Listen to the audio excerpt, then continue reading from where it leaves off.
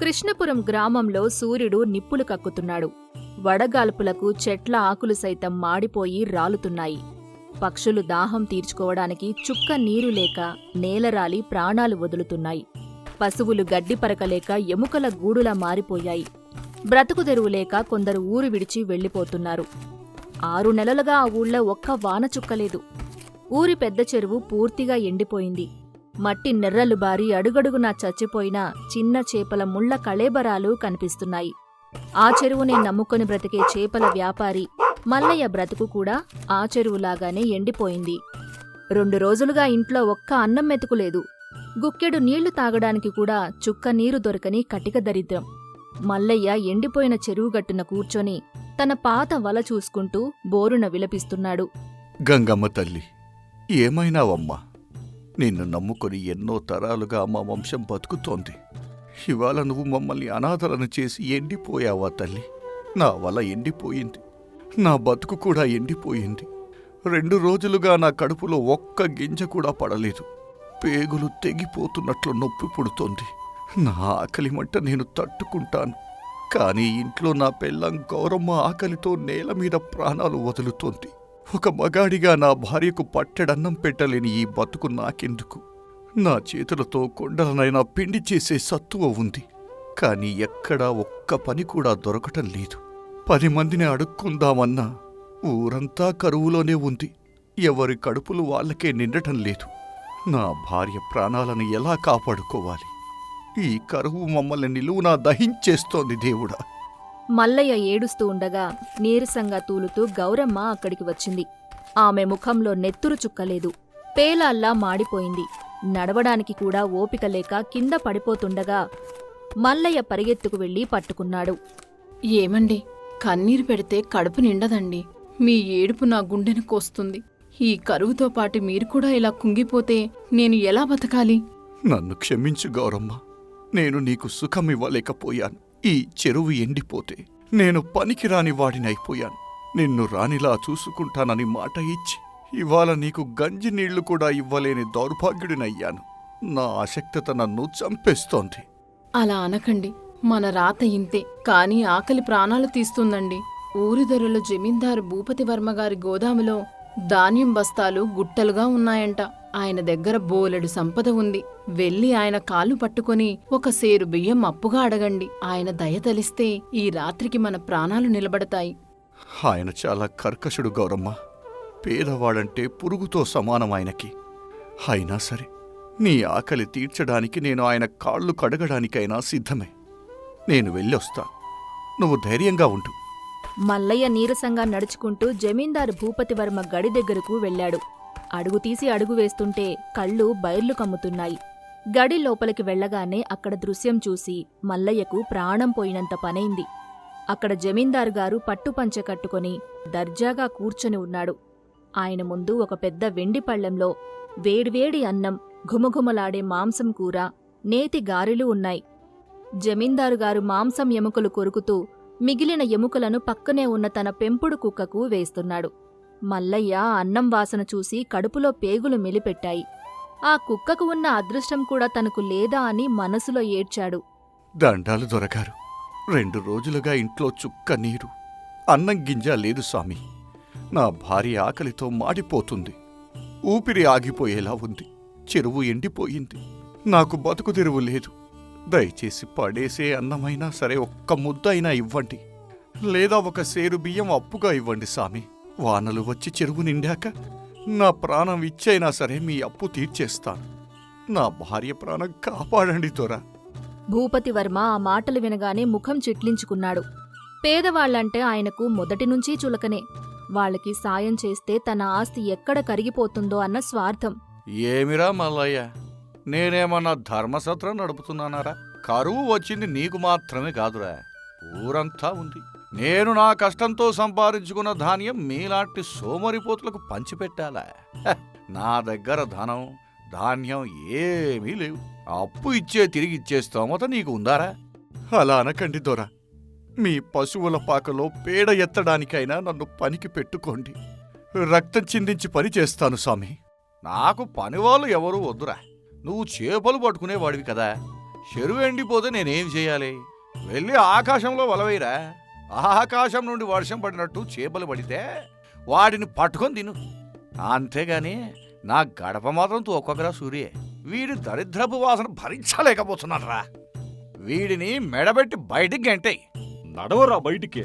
దొరగారు చెప్పారుగా, ఆకాశంలో వలవేసుకోపో. ఇక్కడ నిలబడితే దెబ్బలు తింటావు. మల్లయ్య గుండె పగిలిపోయింది. ఆకలి కంటే అహంకారంతో జమీందారు అనిన మాటలు వాడి ప్రాణాన్ని తోడేశాయి. పెంపుడు కుక్కకు ముక్కలు వేసినవాడు మనిషికి పట్టెడు అన్నం పెట్టలేకపోయాడు. కన్నీరు కారుస్తూ ఒట్టి చేతులతో ఇంటికి తిరిగి పయనమయ్యాడు. మల్లయ్య నడుచుకుంటూ వస్తుంటే దారిలో అతని ప్రాణమిత్రుడు కొండయ్య ఎదురుపడ్డాడు. కొండయ్య కూడా ఆకలితో శవంలాగా ఉన్నాడు. పక్కటెముకలు బయటకు కనిపిస్తున్నాయి. ఏమిరా మల్లయ్య, జమీందారు గారి దగ్గరికి వెళ్ళావా? ఏమైనా ఇస్తానన్నారా? లేదురా కొండయ్య, ఆయన మనిషి కాదురా, రాక్షసుడు. కుక్కలకు మాంసం వేస్తున్నాడు కాని తోటి మనిషి ప్రాణం పోతుంటే కనికరించట్లేదు. చెరువు ఎండిపోతే ఆకాశంలో వలవేసి చేపలు పట్టుకో అని ఎగతాళి చేశాడురా. నా కడుపు మాడినా పర్వాలేదు కాని నా గౌరమ్మ ఆకలి చూడలేకపోతున్నాన్రా. నా చేత కాని బతుకు మీద నాకే అసహ్యం వేస్తోంది. నా ప్రాణాలు తీసుకోవడం తప్ప వేరే దారి నాకు లేదు. అలా అనకురా, మన రాత అంత ఘోరంగా లేదులే. నా భార్య సీతమ్మ కూడా ఉదయం నుండి ఆకలితో స్పృహ తప్పి పడుకోనుంది.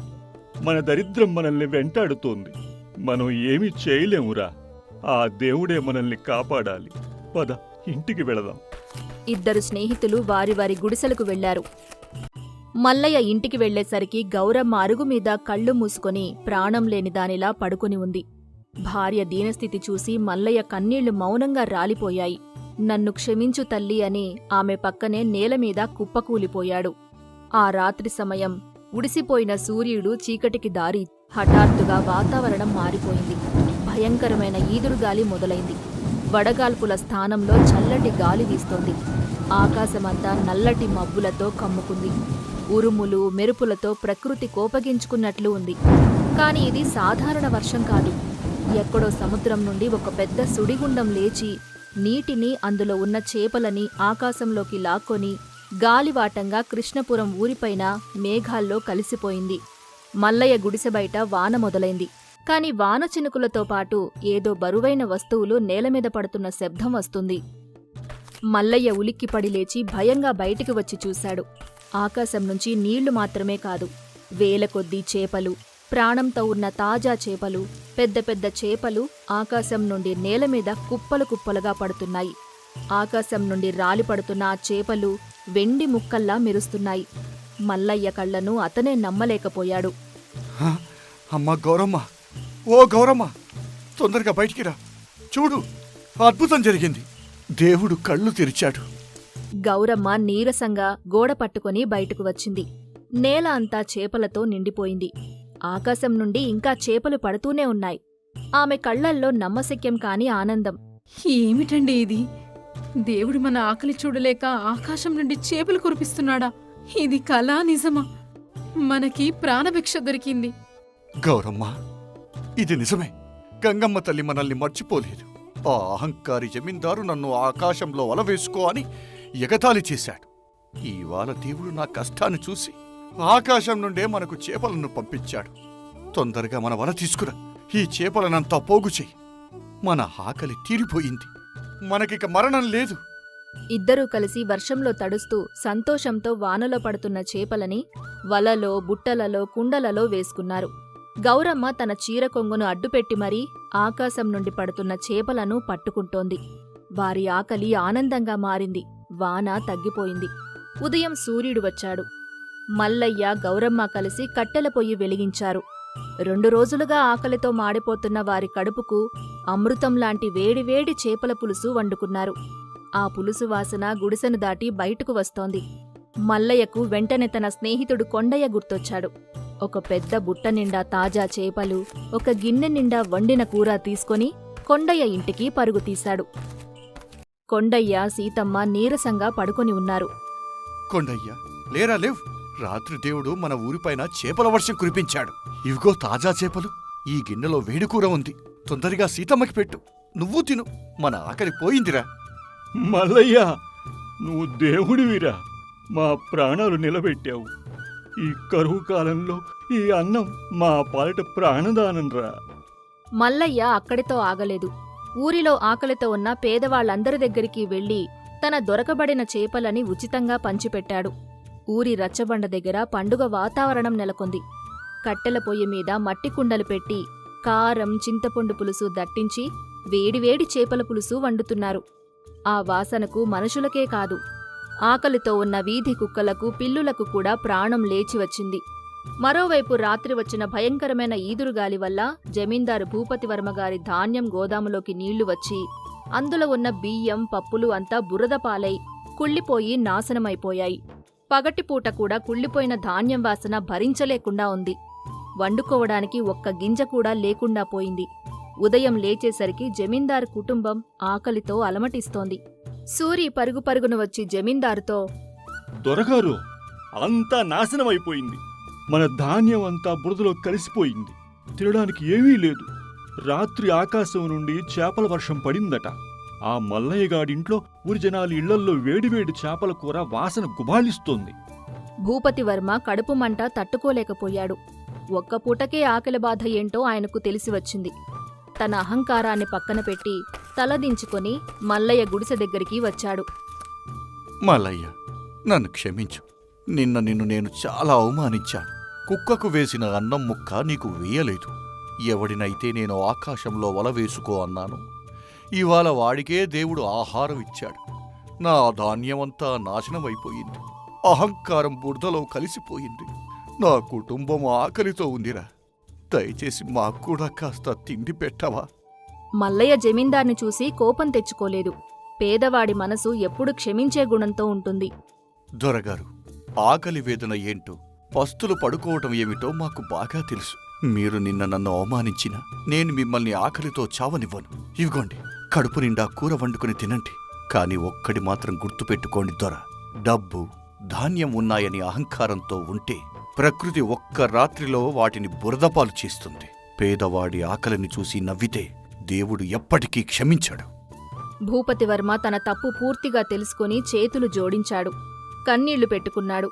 నువ్వు నిజమైన మనిషివి మల్లయ్యా. ఇవాళ నుంచి నా ఆస్తిలో సగం ఈ ఊరి జనాల కోసం రాసిస్తాను. నా అహంకారం చచ్చిపోయింది. ఊరి జనాలు అంతా సంతోషిస్తూ మల్లయ్యని మెచ్చుకున్నారు. మల్లయ్య మరియు గౌరమ్మల ఆకలి తీరిపోయింది. వారి కష్టం శాశ్వతంగా దూరమైంది. పేదవాడి ఆకలిని చూసి అహంకారంతో ఎగతాళి చెయ్యకూడదు. ప్రకృతి దగ్గర అంతా ఒక్కటే. డబ్బు ఉన్నవాడిని కిందకు దించడానికి, పేదవాడిని పైకి తేవడానికి దేవుడికి ఒక్క క్షణం చాలు. మంచితనం మరియు జాలి ఎప్పటికీ గెలుస్తాయి. గోదావరి నదికి సమీపంలో ఉన్న పచ్చని పల్లెటూరు పాలకొల్లు. ఆ ఊరిలో వెంకయ్య, కాంతమ్మ అనే వృద్ధ దంపతులు ఉన్నారు. వారికి రాము అనే ఒకే ఒక్క కొడుకు. వెంకయ్య, కాంతమ్మలకు మొదటి నుంచి డబ్బు మీద విపరీతమైన ఆశ. తమ కొడుక్కి మంచి సంబంధం చూసి అంతులేని కట్నం తెచ్చుకోవాలని వారి కల. పట్నంలో ఉన్న ఒక పెద్ద జమీందారు కూతురైన సీతతో రాముకు వివాహం జరిగింది. పెళ్లి సమయంలో సీత తండ్రి 100 తులాల బంగారం, 10,000 వెండి నాణాలు కట్నంగా ఇచ్చాడు. ఆ కట్నం చూసిన వెంకయ్య, కాంతమ్మల కళ్ళు బైర్లు కమ్మాయి. పెళ్లి ముగిసి సీత అత్తింటికి అడుగుపెట్టిన మొదటి రోజు రాత్రి వృద్ధ దంపతులిద్దరూ లోపలి గదిలో తలుపులు గడియపెట్టుకుని కోడలు తెచ్చిన 10,000 వెండి నాణాలున్న ఇత్తడి పెట్టెను చూసుకుంటూ మురిసిపోతున్నారు. చూసావా కాంతమ్మ, మన అదృష్టం ఎలా పండిందో. 10,000 వెండి నాణాలు. నా 7 తరాల ముత్తాతలు కూడా ఒకేసారి ఇంత డబ్బు చూసి ఉండరు. ఈ నాణాల మెరుపు చూస్తుంటే నా వయస్సు 20 ఏళ్లు వెనక్కి వెళ్ళినట్లుంది. నిజమేనండి, ఈ నాణాలు చూస్తుంటే కళ్ళు చెదిరిపోతున్నాయి. మన కొడుకు రాముగాడి జాతకం మహాగట్టిది. కాని నా మనసులో ఒకటే భయం పట్టుకుంది. భయమా? దేని గురించి భయం? ఇంత డబ్బు మన ఇంట్లో ఉన్నప్పుడు ఇక భయపడాల్సింది ఏముంది? డబ్బు మన ఇంట్లోనే ఉంది సరే, కాని అది ఎవరి వల్ల వచ్చింది? పట్నం కోడలు సీత వల్ల. పట్నం ఆడపిల్లలు చాలా గడుసువాళ్లంటారు. ఏ చిన్న కష్టమొచ్చినా, కోపమొచ్చినా పుట్టింటికి పరిగెడతారు.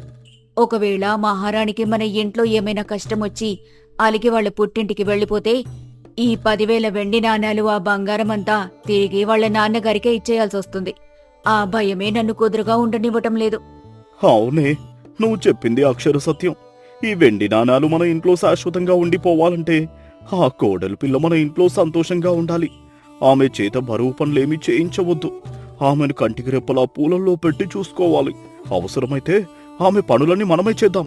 మన ముసలి ప్రాణాలకు కాస్త కష్టమైనా సరే ఈ ఆస్తి పోకుండా కాపాడుకోవాలి. ఆ రోజు నుంచి వెంకయ్య కాంతమ్మల ప్రవర్తన పూర్తిగా మారిపోయింది. కోడలు సీత మీద ప్రేమతో కాదు, ఆమె తెచ్చిన కట్నం ఎక్కడ పోతుందో అన్న భయంతో ఆమెను ఒక మహారాణిలా చూసుకోవటం మొదలుపెట్టారు. కొన్ని రోజులు గడిచాయి.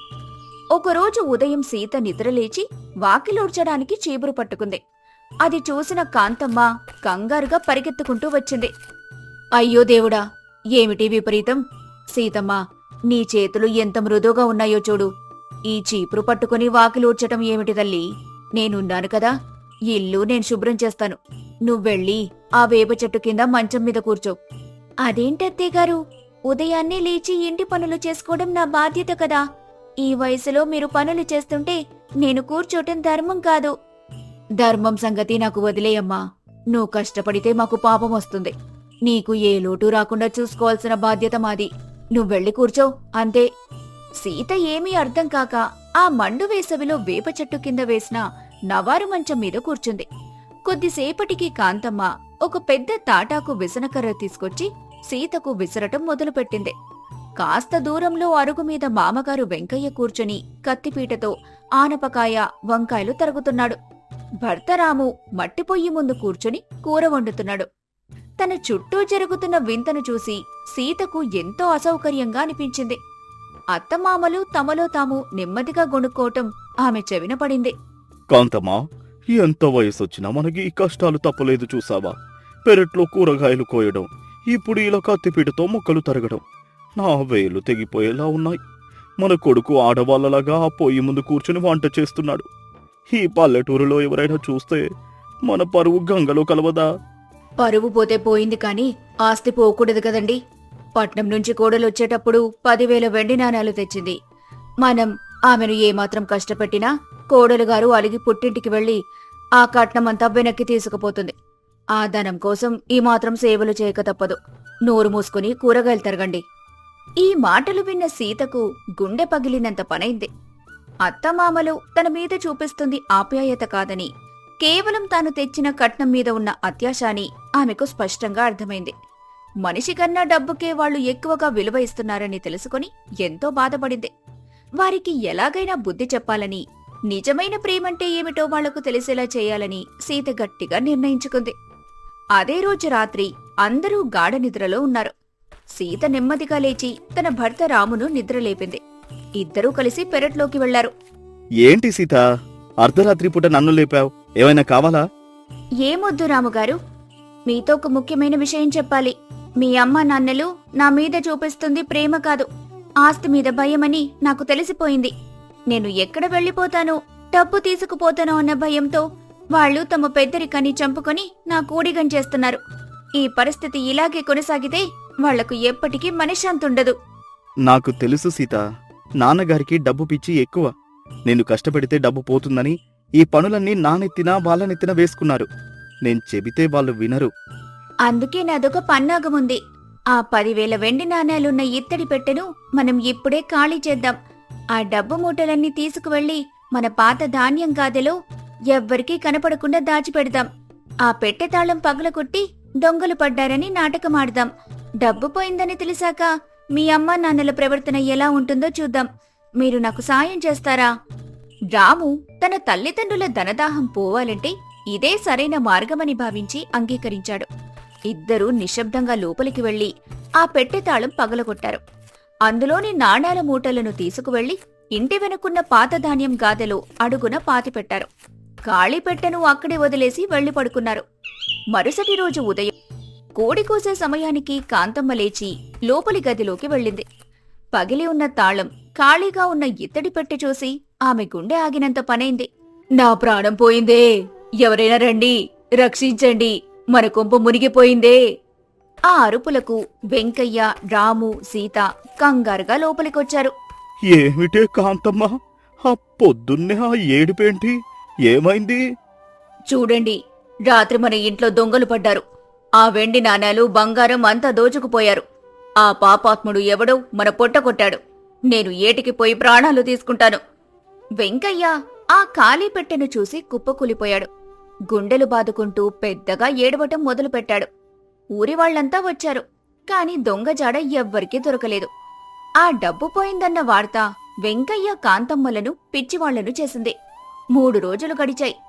కట్నం డబ్బు పోవడంతో కాంతమ్మ వెంకయ్యల ప్రవర్తనలో ఊహించని మార్పు వచ్చింది. ఇన్నాళ్లు కోడలు అలిగిపోతే డబ్బు పోతుందన్న భయం వారికి లేకుండా పోయింది. ఎందుకంటే అసలు డబ్బే లేదు కదా.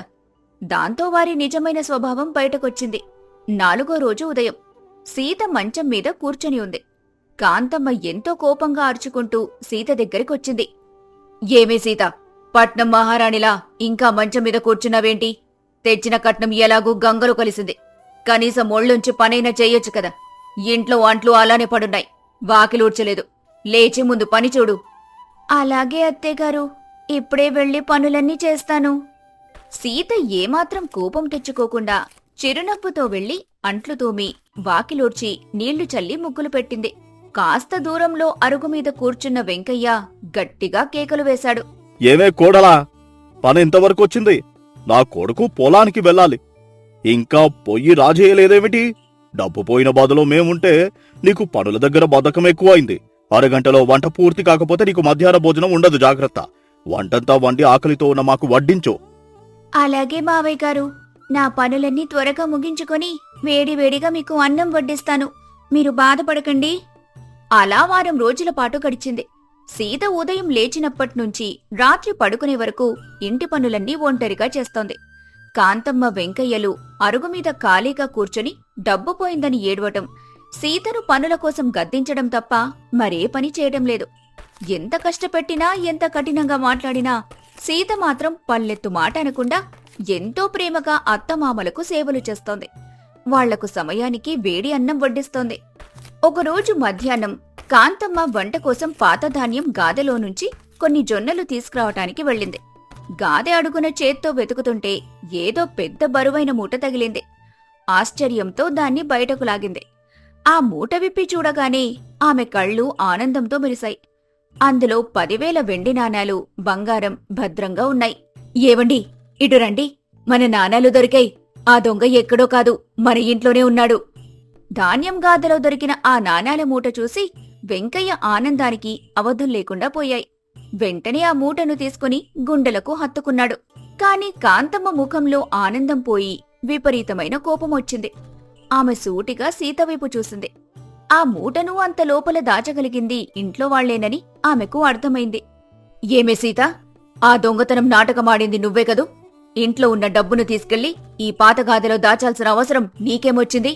డబ్బు పోయిందని మేము రాత్రింబవళ్లు ప్రాణాలు అరచేతిలో పెట్టుకుని ఏడుస్తుంటే నువ్వెందుకు దాచావే? వెంకయ్య కూడా సీత వైపు కోపంగా చూశాడు. రాము ముందుకొచ్చి ఏదో చెప్పబోతుండగా సీత అతన్ని వారించి ప్రశాంతంగా కాంతమ్మ ముందుకొచ్చింది. అవునత్తేగారు, ఆ దొంగతన నాటకమాడింది నేనే. ఆ డబ్బును తీసుకొచ్చి ఈ ధాన్యం గాదెలో దాచమని చెప్పింది కూడా నేనే. ఎందుకు తల్లి? మేం నీకు ఏ లోటు చేయలేదే. నిన్నొక మహారాణిలా చూసుకున్నాం కదా. మమ్మల్ని ఎందుకింత క్షోభ పెట్టావు?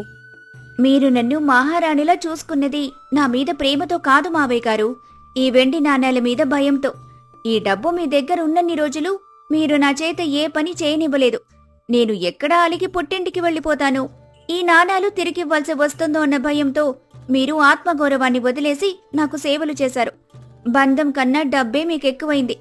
నా చేత పని చేయించడానికి మీకున్న ఏకైక అడ్డు కూడా ఆ డబ్బే అని నాకర్థమైంది. కాంతమ్మ వెంకయ్యలకు సీత మాటలు చెవిలో సీసం పోసినట్టుగా తాకాయి. చూడండి అత్తేగారు, ఆ డబ్బు పోయిందని తెలిసిన మరుక్షణం మీలో ఉన్న భయం పోయింది. డబ్బు పోయింది కాబట్టి నేను వెళ్ళినా మీకొచ్చే నష్టం లేదనుకున్నారు. అప్పుడు మీ నిజమైన స్వభావం బయటకొచ్చింది. నన్ను పనులు చేయమని ఆజ్ఞాపించారు, వంటలు చేయమన్నారు. కాని నేను ఏ రోజైనా ఎదురు చెప్పానా? కష్టమైనా సరే చిరునవ్వుతో పనులన్నీ చేశాను. ఎందుకో తెలుసా? వృద్ధ దంపతులిద్దరూ తలదించుకొని మౌనంగా ఉండిపోయారు. ఎందుకంటే నేను ఈ ఇంటి కోడల్ని. అత్త మామలకు సేవ చేయటం, ఇంటి పనులు చూసుకోవటం నా ధర్మం. ఆ పనిని నేను మీ మీద ప్రేమతో చేయాలి కాని మీరు నా డబ్బు మీద భయంతో నాతో చేయించకుండా ఆపకూడదు. డబ్బుంటే ఒకలా, డబ్బు లేకపోతే మరోలా చూసే ఆ భయంకరమైన ధనదాహం మీ నుంచి పోవాలని నేనా డబ్బును దొంగతనం చేయించి మన ఇంట్లోనే దాచాను. డబ్బు లేకపోయినా నేను ఈ ఇంటిని వదిలి వెళ్ళలేదు కదా మావయ్య గారు. ఒక మనిషి విలువ డబ్బులో ఉండదు, వారు చూపే ఆప్యాయతలో, శ్రమలో ఉంటుంది. సీత మాటలకు వెంకయ్య, కాంతమ్మల కళ్ళు తెరుచుకున్నాయి. తాము ఇన్నాళ్ళు డబ్బు కోసం ఎంత నీచంగా ప్రవర్తించారో వారికి స్పష్టంగా అర్థమైంది. కోడలి దగ్గర తాము ఎంతో దిగజారిపోయామని సిగ్గుతో కుంచించుకుపోయారు. ఆ వెండి నాణాల మూటను వెంకయ్య నేల మీద వదిలేశాడు. మమ్మల్ని క్షమించు తల్లి. నువ్వు చెప్పిన ప్రతి మాట నిజం. పచ్చని కాగితాలు, వెండి ముక్కలు చూసి మా కళ్ళు మూసుకుపోయాయి. డబ్బు పోతే నువ్వు మమ్మల్ని వదిలేస్తావనుకున్నాం. కానీ డబ్బు పోయిన వారం రోజులు నువ్వు మమ్మల్ని కంటికి రెప్పలా చూసుకున్నావు. ఎదురు చెప్పకుండా చాకిరీ చేశావు. మాకే ఆ డబ్బు పిచ్చి పట్టింది తప్ప నీకు ఆ డబ్బు మీద ఏమాత్రం వ్యామోహం లేదని తెలిసింది. అవునమ్మా సీత, నీ దొంగతనం మాలోని రాక్షసుణ్ణి చంపేసింది. ఒక ఆడపిల్లను ఎలా గౌరవించాలో, డబ్బు కన్నా మనుషుల బంధం ఎంత గొప్పదో నీ ప్రవర్తనతో మాకు గుణపాఠం చెప్పావు. మాకు ఇక ఈ కట్నం వద్దు, ఈ డబ్బు వద్దు. నువ్వు మా ఇంట్లో కోడలిగా కాకుండా సొంత కూతురులా ఉంటే చాలు తల్లి. ఇక మీదట నిన్ను డబ్బుతో సమానంగా చూడం, మా ప్రాణంగా చూసుకుంటాం. సీత చిరునవ్వుతో తన అత్తమామల కన్నీళ్లు తుడిచింది. ఈ మార్పు చూడటానికే నేనిదంతా చేశానత్తయ్యగారు. ఆ డబ్బు మన ఇంట్లోనే భద్రంగా ఉంటుంది. దాన్ని మన రాముగారి వ్యవసాయానికి, పొలానికి వాడుకుందాం. ఇక నుంచి మనం ఎవ్వరికీ భయపడకుండా స్వచ్ఛమైన ప్రేమతో మన పల్లెటూరి జీవితాన్ని గడుపుదాం. రాము ఎంతో ఆనందంగా సీత వైపు, తన తల్లిదండ్రుల వైపు చూశాడు. ఆ రోజు నుంచి పాలకొల్లులోని ఆ ఇంట్లో కట్నం గురించిన ప్రస్తావనే రాలేదు. కాంతమ్మ, వెంకయ్యలు తమ కోడల్ని నిజమైన ప్రేమతో ఆదరించారు. సీత కూడా ఇంటి పనులన్నీ బాధ్యతగా చూసుకుంటూ ఆ వృద్ధ దంపతులకు ఎంతో సంతోషాన్నిచ్చింది.